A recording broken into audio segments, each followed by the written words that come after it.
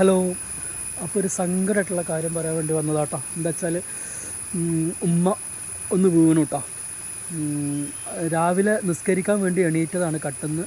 അപ്പോൾ കട്ടുന്ന് എണീറ്റ് നിന്നിട്ടില്ല, എണീക്കുമ്പോൾ തന്നെ താഴത്ത് കണ്ട് വീണു. അപ്പം തൊടൻ്റെ ഈ ഭാഗത്തുള്ള എല്ലിന് ഒരു പൊട്ടുണ്ട്.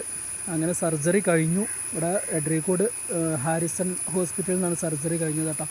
ഇതിപ്പോൾ 3ാമത്തെ പ്രാവശ്യമാണ് വീണത്. 2 പ്രാവശ്യം കയ്യിന് സർജറി കഴിഞ്ഞു. ഇന്നിപ്പോൾ കാലിൻ്റെ ഒരു എല്ല് പൊട്ടുണ്ട്. അപ്പോൾ കാലിൻ്റെ സർജറിയും കഴിഞ്ഞു കേട്ടോ. അപ്പോൾ ഞാൻ ഉമ്മാനെ കാണിച്ചു തരാം കേട്ടോ. അപ്പോൾ ഇതാട്ടോ ഉമ്മ.